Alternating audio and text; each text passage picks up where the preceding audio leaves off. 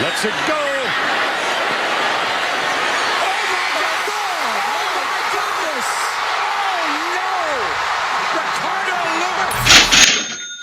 Hello, executives of Club Corp. Today I'm going to be providing an overview and analysis of prospective locations for opening up a new restaurant in a college football stadium. After watching this video, you will be able to better determine the variables needed to take into account when making this decision. Brought to you by Julia Deebley, Jack Landry, Jack Musel, Ashley Rice, and myself, Aiden Reed. To do so, my team created a dynamic and robust regression model built on an array of independent variables.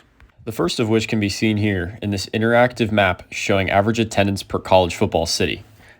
As you can see in the top right corner, we've provided a year-to-date slider which allows you to adjust the year, allowing us to find cities that have had consistently strong performance in terms of attendance. Some key schools that have shown this consistent attendance include Oklahoma, Texas, and Pennsylvania. While this graph is very useful, it doesn't really give us the reasoning behind these numbers. In the second visualization, we've provided the average maximum and minimum temperatures for college football attendance. As you can see, both tend to trend upward, showing a preference to warmer weather. We did find several outliers in this data, specifically on the warm weather side. However, we attribute this to specific game scenarios where fans were drawn for one reason or another to go to a game regardless of the extreme heat. An example could be ASU's playoff contention spot during a 120-degree day. We've also provided a drop-down allowing you to see the different slopes for different times of day. Still, in light of this, it may be advantageous for Club Corp to choose a stadium in a warmer climate, seeing that it tends to draw a higher average attendance, and in turn providing higher average opportunity for sales.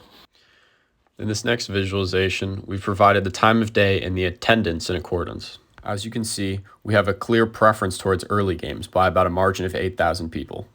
We were initially surprised by this, however, we think it's in partial due to the fact that the data we were given was heavily weighted towards earlier games. While having more early games in the test pool could have skewed the data a little bit, we still think that these findings are relevant and we decided to include the data in our model. You can see in the top left, we also provided a drop-down to select multiple years. However, doing so did not change the data very much on average. Concluding this section, we definitely think it may be advantageous to open up a new location in a stadium with a preference to earlier games, or at least schedule hours around having a preference to earlier games to maximize profits. Lastly, we've provided this weather visualization. We decided to combine rain and snow into one variable because we found that both had essentially the same impact. Interestingly, we found that early and afternoon game attendance was negatively impacted by precipitation. However, late games seemed to remain completely flat. This could indicate that in general, people going to late games are just more willing to tough out the elements.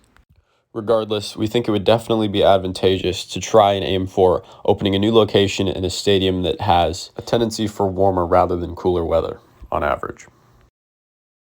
To give a brief run through of the rest of the variables that went into this regression equation, we have Power 5 affiliation, television broadcast on top networks, game timing, team rankings, as well as what we previously talked about, weather conditions, as well as the presence of tailgating activities. To get to this final set of variables, we had to run several tests. This included making 4 prior regression models before coming up with our 5th one.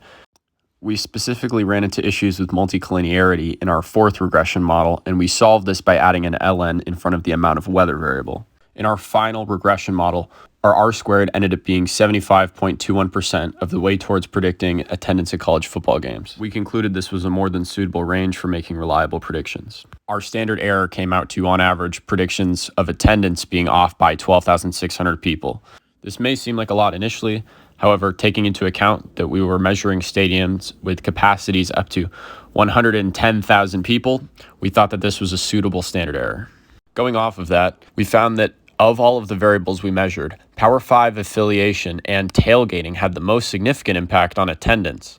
We believe that because of this, these 2 variables should be taken into account the most when deciding where to open up a new location. This is not to say that Club Corp should not take into account other measured variables.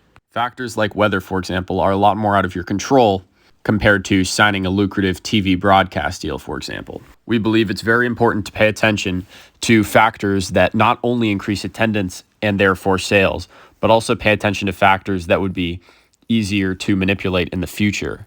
and therefore choosing locations that have optimal settings for factors that are unable to be manipulated, like weather. That brings us to the end of this presentation and analysis. We hope that the board will be able to make a more informed decision based off this data.